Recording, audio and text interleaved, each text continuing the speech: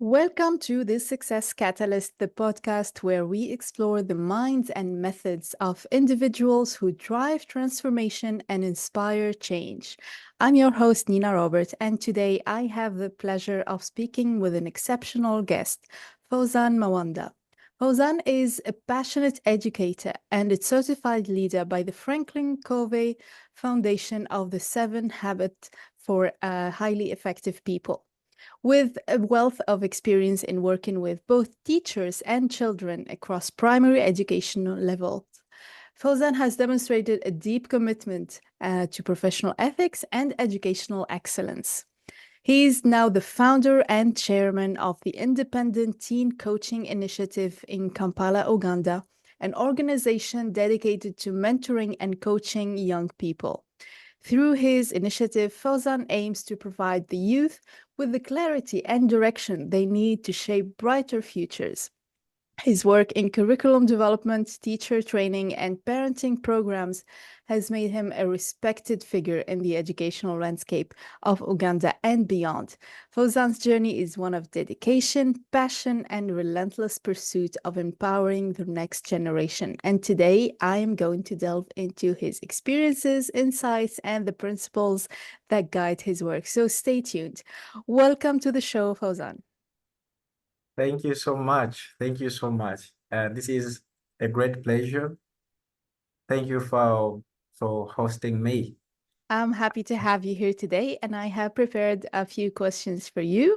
I'm very inspired by your journey. So, you started as an educator, and now you are a leader. That is very inspiring.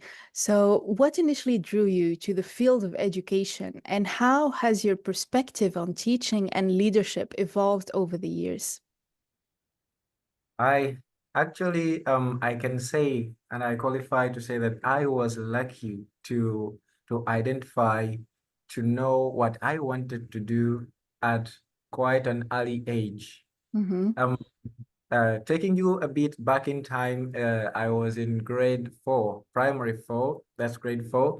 I was this kind of a child who's always close to teachers, who's in good relationship with them, helping them out with small things. And one time I was helping my teacher with putting some notes on the board. It was an exercise, an English exercise. So this teacher looks at me for a while and he says, you will grow up to become a teacher.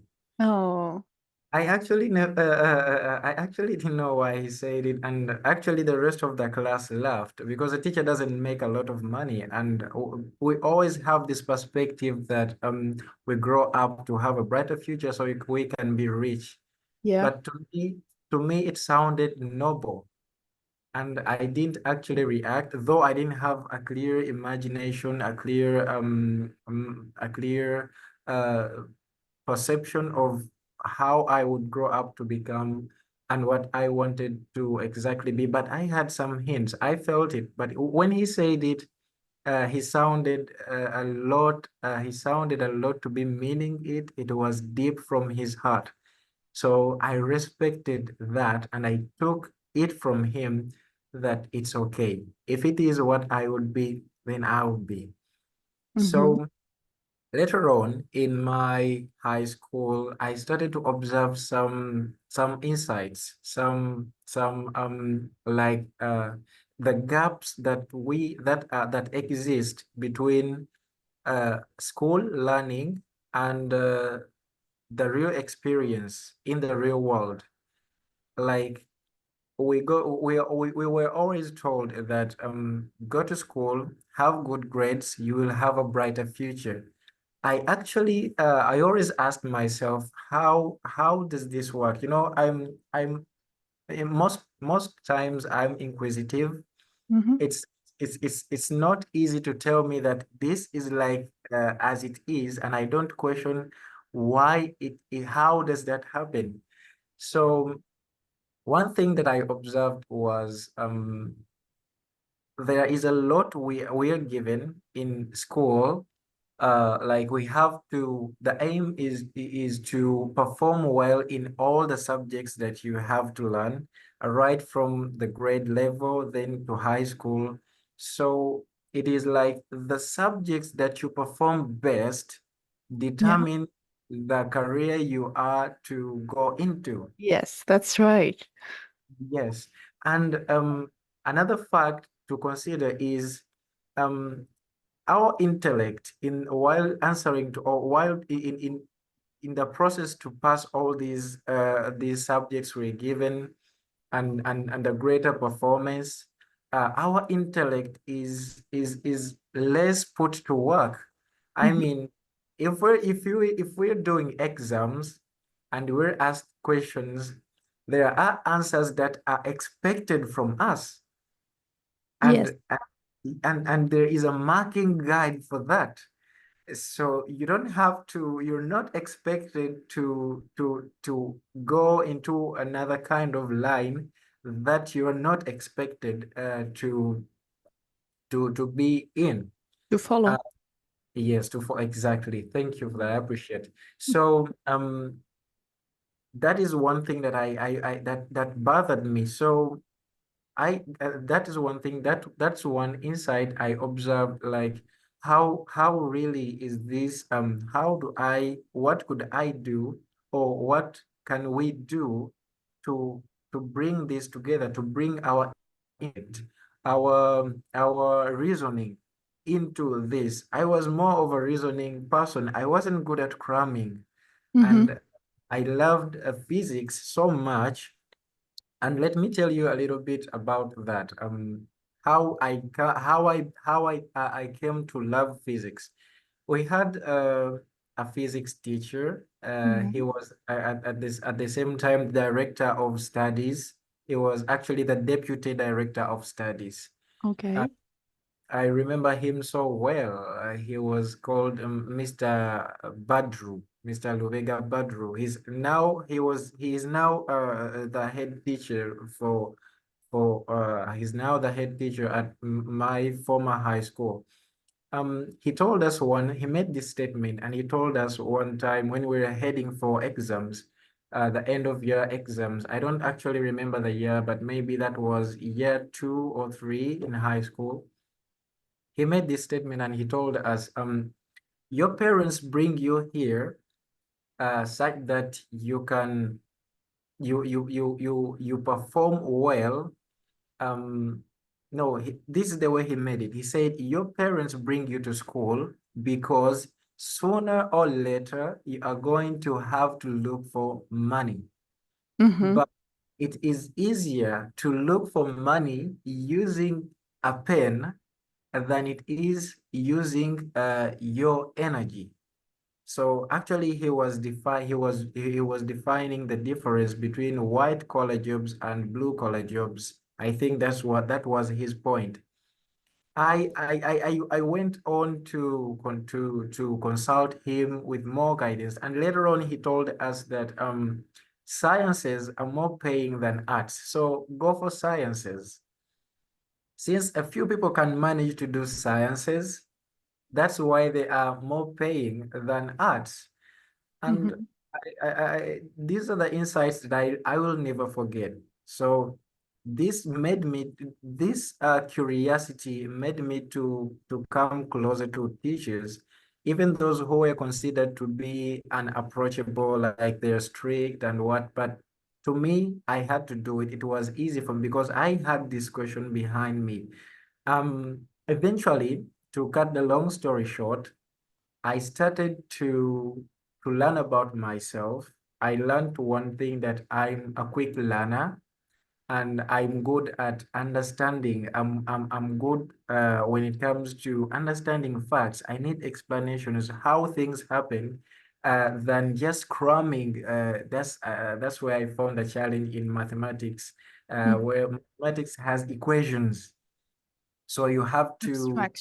Yeah. yeah, It's it more is. abstract, so it doesn't really make sense to you. You need to see the full picture, understand the context of why we're doing what we're doing. Yes. Okay. Uh, However, I persevered and I did well in math because I knew I Okay. had, even if I didn't do well with it, but I had to not to fail. It was my objective to perform well in all the subjects. I struggled and I performed well. So briefly, the most thing I did when I was throughout my high school, and I observed from the teachers that I consider to be best to me. You know, there's some there a teacher can be the best to a particular student and not the best to another. Mm-hmm. So I also had the teachers that I consider to be the best to me. I learned from them. I observed from them every single detail about them. How do they conduct themselves? How do they speak? How do they dress? And that's how I eventually fell in love with the process of learning. And I was again learning from my fellow students. How do they behave and how do the teachers handle us? How do the best among the teachers get the best from my fellow students, from us? So it was really an amazing, it was an adventure to me. And as I was learning, it wasn't only about passing, getting good grades, but it was more to learn. It was more to learning from the education process, the whole process of learning and teaching. Um, Briefly, when I finished high school, when I graduated, I decided to go and start teaching as a Mm-hmm. prof as a career. I had made it in my mind. I wanted to become a teacher. I wanted to still keep in the education field. I passed the interview. I joined a certain lower primary school. It was a primary school, but I joined the lower section and I learned a lot of insights from there. I kept on learning. I dedicated my first years in the field to be learning more about it because I wasn't good to do with the theories. I was more practical. Okay. That's what I wanted. So I observed the learners, I observed the teachers, how do they do the lesson planning, the scheming of the work and everything. And that is how I entered the field. And eventually I built my experience from there. Very inspiring story. Thank you so much for sharing this with us, Fauzan. Yeah. Now you are certified by the Franklin Covey Foundation for the 7 habits of highly effective people. I love talking about habits and I love talking about effective people and success. So, Right. can you summarize what these 7 habits are for people who don't know them? We have listeners who are really interested in success. This is the Success Catalyst, so it's all about sharing tips, and maybe effective habits are one of the tips that you can share with us today. So tell us more. I love this. I'm really going to love this. I will never forget this moment for the rest Oh, of my life. Okay. A little bit. Let me give a small hint, a little bit of a hint of how I came to know about the 7 habits because I didn't know actually. One of the schools, as like I said, I dedicated myself to be a learner, learn more. But so I always had this fire burning inside me, and I was eager to learn. So the next school I joined after the previous school, they called me, they told me there is an opportunity here to work. When I went there in the interview, they asked me some questions and they asked me, why did you leave your previous school? Because they were paying you almost the same money we are going to be paying you. And I told them, I am competing with myself. I'm passionate to growth. So I want to see myself grow every day. So this is a chance for me to learn, to hmm grow, hmm and to change the environment. It really impressed them and they hired me. And of course, it is and still an amazing school. They had a lot of facilities. They had a lot of great resources. One of them, among them, is the leadership program, Leader in Me, and it is the program through which they teach the 7 habits of highly effective people. to teachers and learners, and it is supposed to even include the parents. So, and that is it was through that program is organized by Franklin Covey Foundation. So this is how I got introduced to the 7 habits. And the person who introduced the 7 habits was amazing. She What I can say is that she awakened the part of me that had started to a little bit to forget or to lose with my purpose and mission and vision. I actually only had one idea about me, was that I had a purpose. I didn't know a lot to do with vision, the mission statement, and the rest of it. So that is when I got introduced to the 7 habits, and I'm going to try be as brief as I can and give you the whole picture.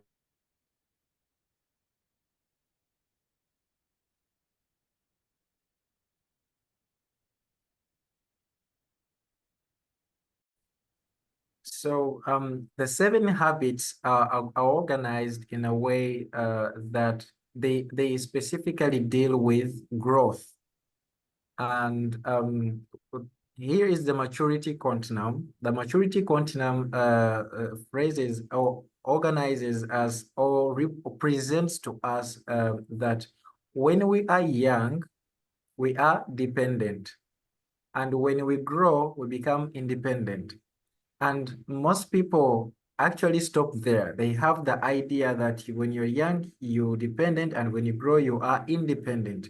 Mm-hmm. But actually, the 7 habits go one more step further to being interdependent. Okay. So yes, that actually amazed me. Like when you're independent, you are managing yourself. But interdependence, how do you deal with people? How do you work with people around you? Because you can't reach anywhere when you're alone. So we live with people, we work with people. So this is actually one in the best part of it about growth. So the first 3 habits actually are meant to teach us to how to manage ourselves. The first habit, which is begin with the end in mind, that is to start everything that you do, maybe a day or a project, with an end in mind, with a clear vision of where you want to go. Okay. And habit 2, that is put first things first. Actually, when you Prioritize. yes, put first things first, where you have to manage time. It's a habit of time management. And third habit is, can you pause a little bit? Yeah. All right. And so the whole image of the 7 habits that can grow you from being independent to interdependent, so you can work more, you work better with people, are: number 1, be proactive. This is briefly to take initiative in everything that you want. You take initiative. Look at you. You take full charge and responsibility over your life and everything. The second habit is begin with the end in mind, have a clear vision and a purpose and a mission statement. And the third habit is put first things first. Manage time. It's all about not wasting time. The fourth habit is think win-win. Think win-win. This is now transforming you. Once you master the 3 habits, you are mastering yourself. Now then we're going into a transformation from being you now to from being independent to being interdependent. So you need to work with people. So always have the mindset of abundance. There is a lot for everyone. We can work together and thrive all together. The fifth habit is Seek first to understand, then to be understood. I think that's communication. It deals with communication. In most of the times, we find ourselves in being more in need and the urge to communicate, to talk, to give instructions. Yet we've not yet taken time to understand the person we are communicating to, what is their perspective. So seek first to understand, then to be understood. And the sixth habit is synergize. Synergize is to work together. We can work together and achieve. So it is teamwork. And the most important habit of all is the seventh habit, which is sharpen the saw. So Oh, sharpen the saw means to take good care of yourself. Overused. We overuse our body, our mind, our soul, and our heart.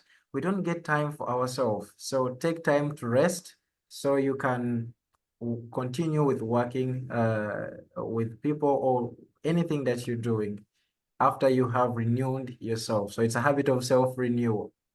I love these. I love these habits. And yeah, now that you're talking, I'm thinking, yeah, I kind of developed these habits without knowing it because it's all trial and error. But I guess it's a great thing to be taught these habits before you probably before you start your career, or if you want to learn or to evolve to a better position, start a business, whatever you want to do, you need these habits to become more effective. And as you said, that's very important. It's all about not wasting time. We tend to waste so much time during our days doing passive things, not really investing this time into growing, into achieving more. So thank you for sharing these habits with us. Talk about more your experience in teaching. You've worked extensively with both lower and upper primary levels. So, what are some key differences that you've observed in teaching and mentoring your young versus older children, and how do you adapt your methods accordingly? All children at all stages are developing, but these ones are developing faster. Hmm. So their way of teaching and at some point requires you to be more interactive. They need to be more interactive. You don't have to bring a lot of uh, first, don't bring in a lot of reading and writing. Don't completely erase it out, Hmm. but you bring it less compared to the more time you spend interacting with them.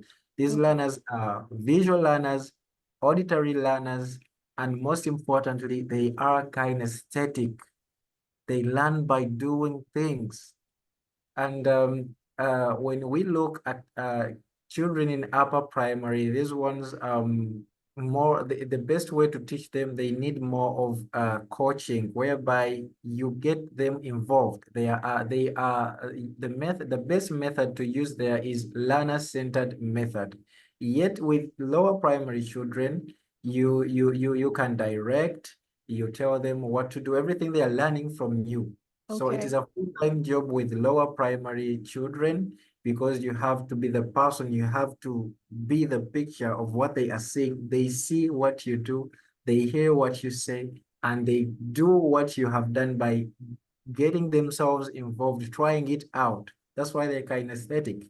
Yet with all the children, you can tell them about, you can give them a fact and explain to them why it's like that.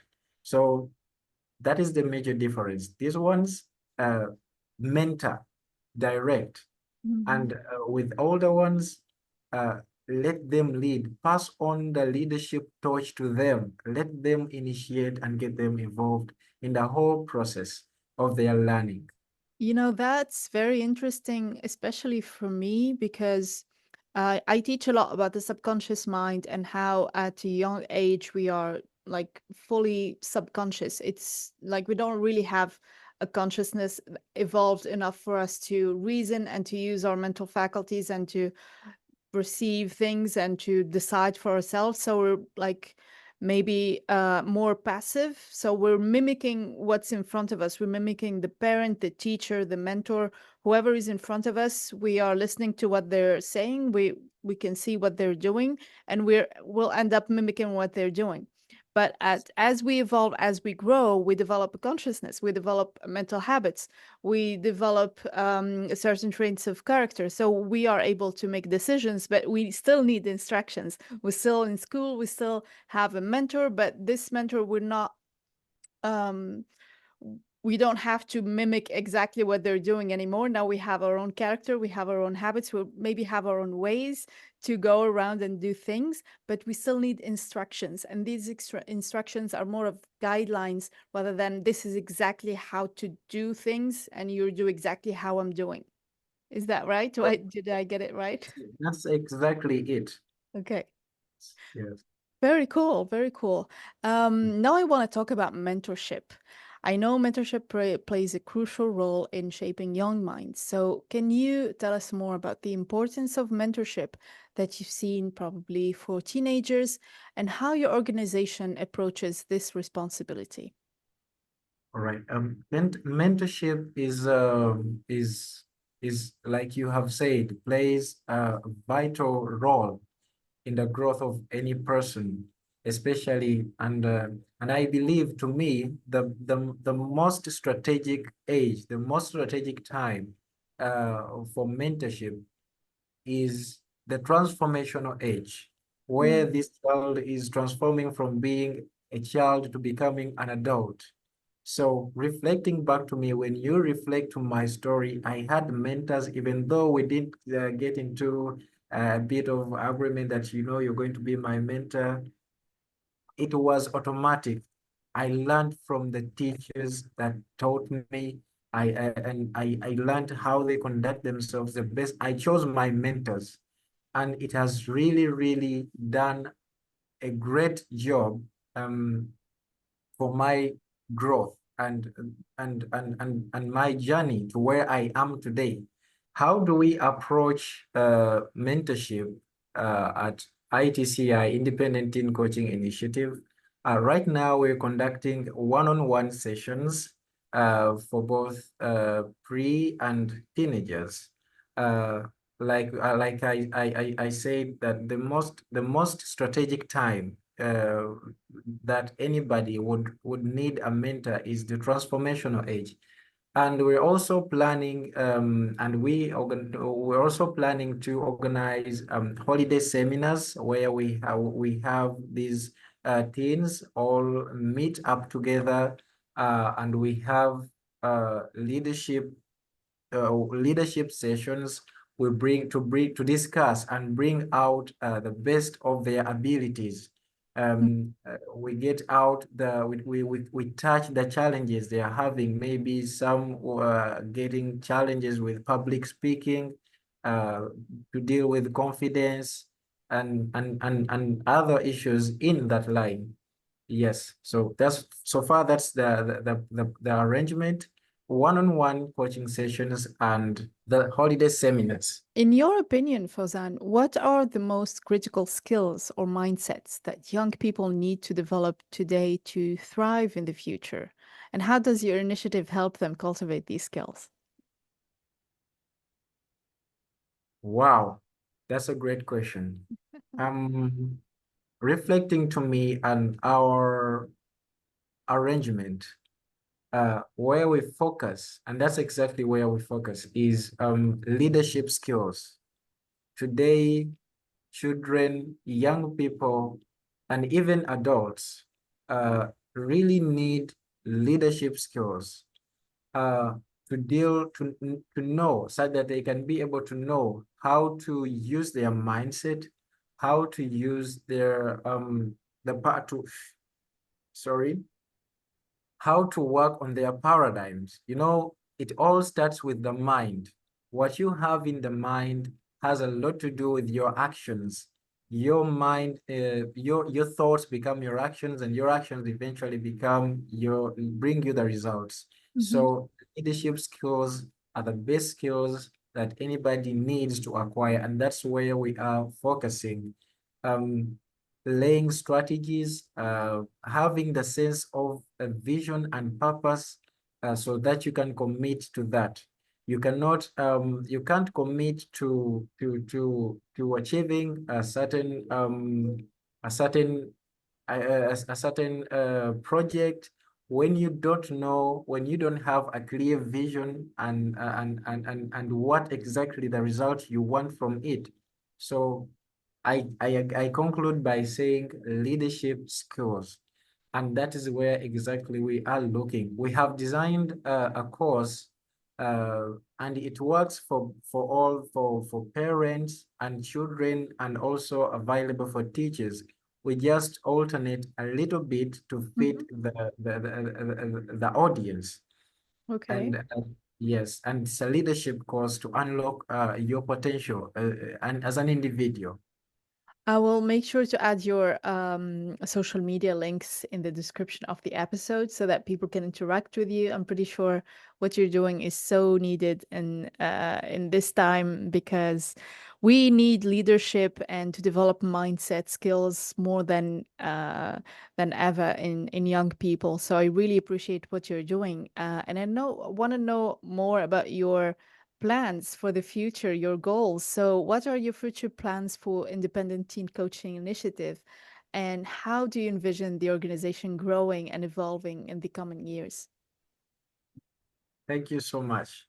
Um, where I see independent teen coaching initiative in 5 years, we will have accomplished, we will have impacted on five 500 5 years. We have impacted on the lives of 500 families, and Okay. that's around 1,000 young people, 1,000 youth. And uh, in 10 years, I see uh, ITCI having headquarters where we have a supplementary school uh, for every young for every young person to come and acquire leadership skills, exploit the to the fullest of their abilities. And I see us having grounds for athletics, for sports, and I see us having sort of a hall or a theater where we'll be practicing speech, public speaking. I see a lot of facilities uh, at our headquarters. So that is my aim. That's what I'm aiming right now. In within 10 years, maybe I'm not going to achieve it next year or 3 years, but in 10 years, that's where I see us heading. I love these goals. And yes, I totally agree. We do have to dream big, and the goal has to be scary in some way. If it doesn't scare you, you're probably not setting the right goal for you. So it's scary, but in an exciting way. And this is an amazing way to conclude this amazing episode with you, Fauzan. Thank you so much for being an amazing guest today in the Success Catalyst podcast. And as I was saying, I'll make sure to add all your links in the description of the episode so our listeners can reach out to you. Thank you again for being my guest today. I hope to talk to you soon. And thank you to all our listeners. We'll see you again in the next episode.